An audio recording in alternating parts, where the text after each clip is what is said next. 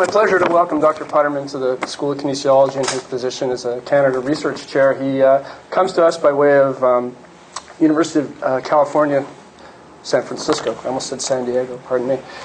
But to make this a little bit more personal, and the word excellence was raised earlier, I'll tell you three things about Eli which really foster excellence in my mind and hopefully within our school. He's going to tell you a little bit about the work that he does today, but he really is at the forefront of the intersection between basic biology, psychiatry, and trying to understand exercise and how these three things interface and modulate one another. And he doesn't approach this from a binary perspective, which is what many of us have done. And I really think that his coming to the school will take us to places that we haven't even thought about trying to address before, which has been a real treat to have around our school. Second, I happened to be on the search committee which hired Eli, and he stood apart from the other people that interviewed, who are all equally excellent. His capacity for mentorship of graduate students really stood out. He's a person that really cares about his graduate students. He's got an excellent track record of that, and I think that will really help out around our school, and it'll foster greater things to come. So I'm really pleased about that. And lastly, I'll be brief, he's an all-around good guy. And I mean that with sincerity. To have him as a colleague within the department has changed the tenor of committees, meetings that you sit in on, and I can't emphasize, don't underestimate that. That really makes a difference, to have someone who's young, enthusiastic, rolls up their sleeves, and helps out. It's terrific around our school, and I'm pleased to have him as a colleague in the school and within the Faculty of Education. Eli, welcome. So my research area as a psychologist is whether stress can actually kill you, and our field of health psychology and behavioral medicine really has spent the past 30 years, 40 years diving deep into this question. And the answer is kind of yes. So if you look at this meta-analysis is you take a bunch of studies that have already been done and you summarize them into one larger study. So this is a study of studies. And it's hard to read this, but if you look at this meta-analysis of these nationally representative data in Europe, that over an 8-year period, roughly, the greater people reported psychological stress at baseline of these studies, the more likely they were to die on average over the next 8 years. So for this, it was for one standard deviation on this one questionnaire, there was a 20% increased risk of potentially dying. And what was really interesting about the study is that everyone was free of a disease beforehand. So it's not like they started off with some diseases that may have been promoting their stress. Well, at least there was no self-report of those diseases. They may have been underlying. But when we ask the question, how does this happen? How does stress get into our body and kill us?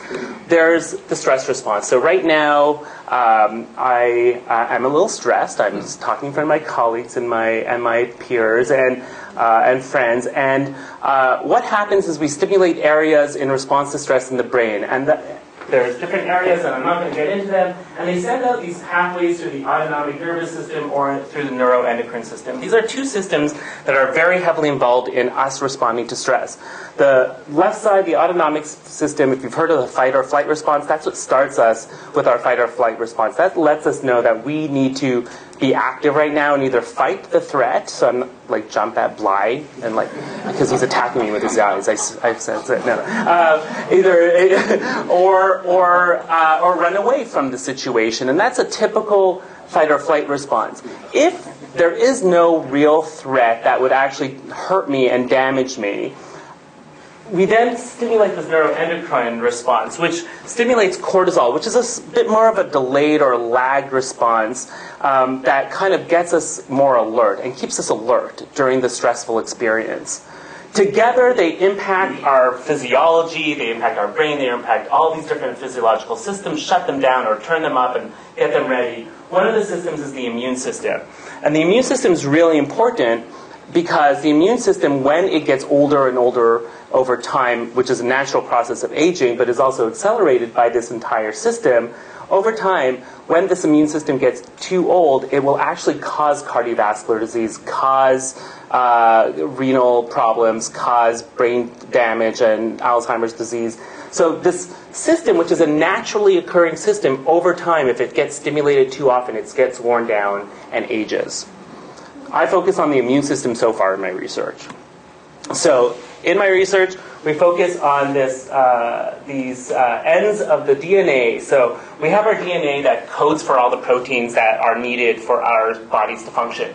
That's the purple. There's this other part, these yellow parts, that are just these DNA pieces, TTAGGG, repeated thousands and thousands and thousands of times, that in the past, because they don't code for anything, they don't make a single protein, they used to think that that was junk DNA, that it was unnecessary DNA. And Elizabeth Blackburn, who won the Nobel Prize for discovering the purpose of telomeres, for coding the gene, for also discovering the enzyme that lengthens the telomeres, she discovered that actually the whole purpose of the telomere is to protect all the purple part. By keeping them long for processes that I won't get into, by keeping the telomeres really long, we're saving all the purple. But when they get too short, that's when the immune system gets too old and doesn't function very well. So in this one study that is currently revised and resubmit, excitingly in PNAS, we went into the study called the Health and Retirement Study, which is a nationally representative study in the United States. And we went and we found all the possible adversity questions. So did you have to relocate due to financial difficulties when you were a child? Did your parents physically abuse you? Were your parents alcoholic? Did they abuse substances? Did you have to repeat schools? And also all these adversities from adulthood. At any point over this 20-year period that they've been collecting data, did you lose a child? Did you lose a spouse? Did you experience a natural disaster? And so on. And we added up all these different adverse events to look to see whether they predict having shorter telomeres. So if you looked at all this data from 20 years of these individuals' lives, if you then got some saliva to get their telomere length, what we found was that there was a risk of adversity on having short telomeres. And this supports the past 10 years worth of research in this field showing that caregiving leads to short telomeres, or unemployment is related to short telomeres. This is looking at just accumulating all these different events over a lifespan. And so they were related to telomere length.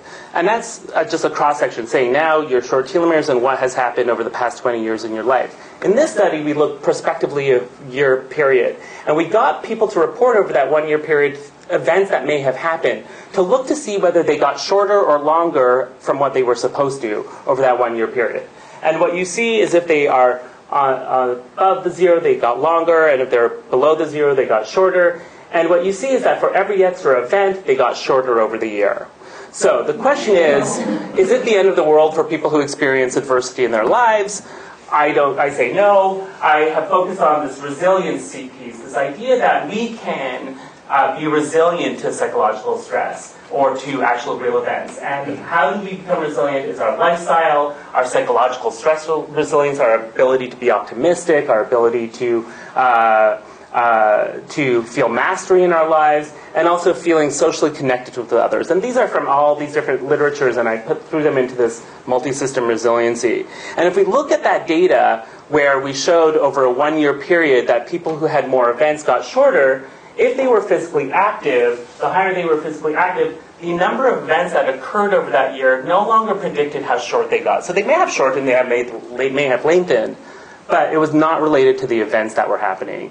But if they were physically inactive, which is the red, they were likely to shorten with more events that occurred. And this was not just true for physical activity, it was true for the types of food they were eating and also their sleep quality. So it was true across a bunch of different health behaviors.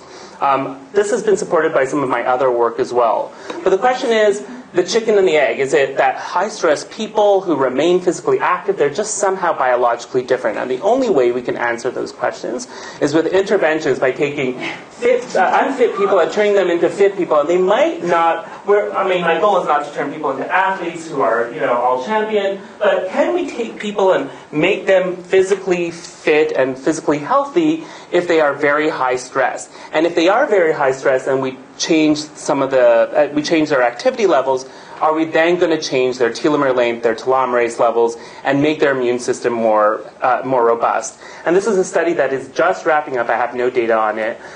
In San Francisco, I'll have data in like 5 months.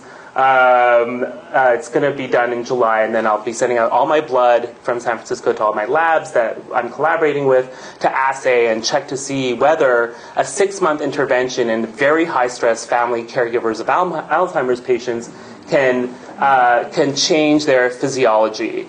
I have just completed a stage 2 foundation grant, which we'll find out, Heather and I will find out in about 3 weeks whether I move on to stage 3. That will tackle all the other areas of the stress response. So are we able to change the activation of different neural regions? Are we able to change how much cortisol is outputted or how fast we recover in our cortisol or our autonomic nervous system? And all this research is going to be happening in Med Block C. This is the renovation from the CFI grant. And if you look very, very close into the window, you see Heather. Heather has been instrumental to all the research so far that I have completed here. She helped me write my CFI. She helped me write my VCKDF. She was instrumental in my CRC and my foundation grant. So I want to thank Heather and thank everyone for this time. And yeah, thank you.